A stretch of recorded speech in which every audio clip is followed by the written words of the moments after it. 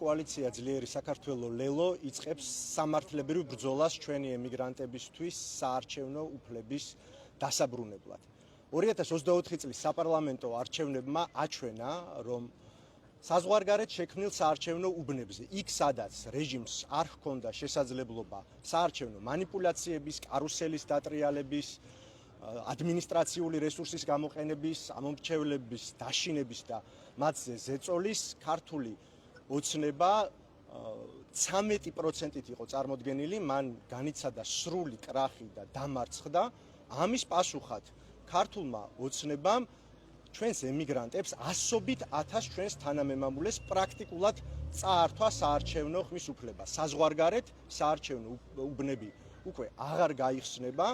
განსაკუთრებით ცინიკური იყო მათი პასუხი და გზავნილი ჩვენი ემიგრანტებისადმი, რომ ჩვენ არ ვართმევთო მათ საარჩევნო უფლებას და არჩევნების დღეს ყველას შეუძლია ჩამოვიდესო, რამდენად არარეალური არის ეს ყველაფერი საზოგადოებას კარგად მოეხსენება, იმიტომ რომ ადრე პრობლემა იყო სწორედ არასაკმარისი, არასათანადო რაოდენობის საარჩევნო უბნების გახსნა საზღვარგარეთ. ჩვენ ამისთვის ვიბრძოდით წლების განმავლობაში, რომ მეტი ადამიანი ყოფილიყო საზღვარგარეთ ჩართული პოლიტიკურ პროცესში, ის ადამიანები, რომლებსაც შეაქვთ უზარმაზარი წვლილი ეკონომიკურ ცხოვრებაში, რომ ყოფილიყვნენ პოლიტიკურ ცხოვრებაშიც და პოლიტიკური ნების ფორმირებაში ჩართულები. ამიტომაც ქართულმა ოცნებამ რეალურად წაართვა მათ საარჩევნო უფლება და მე მინდა ჩვენი კოალიციის სახელით მივმართო ჩვენს ემიგრანტებს.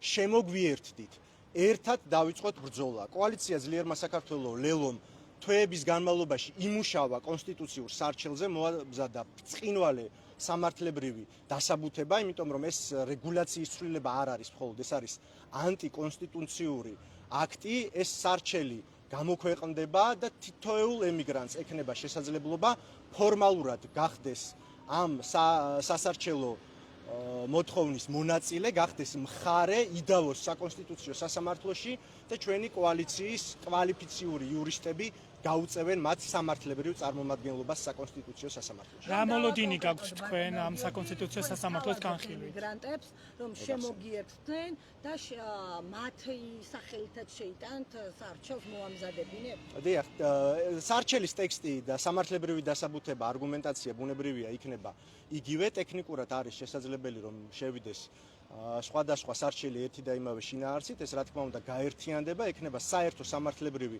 წარმომადგენლობა, რომელსაც პირადად მეც გაუწევ თითოეულ ემიგრანტს ამ სასამართლოში.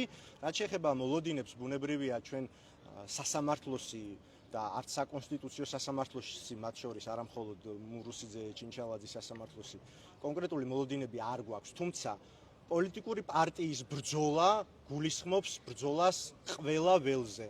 გულისხმობს, რა თქმა უნდა, არჩევნებში მონაწილეობას, გულისხმობს ინსტიტუციურ ბრძოლას სასამართლოში, გულისხმობს მშვიდობიან პროტესტში მონაწილეობას, ჩვენს დასავლელ პარტნიორებთან კომუნიკაციას. ეს ყველაფერი ემსახურება, რა თქმა უნდა, ერთ მთავარ მიზანს ქართველმა ხალხმა დაიბრუნოს თავისი ხმა და გადაწყვიტოს ამ ქვეყნის ბედი. ჩვენ, რა თქმა უნდა, ვებრძვით რეჟიმს და რეჟიმი ცდილობს, რომ მოქალაქეებს შეუზღუდოს წაართვას არჩევნებში მონაწილეობის შესაძლებლობა.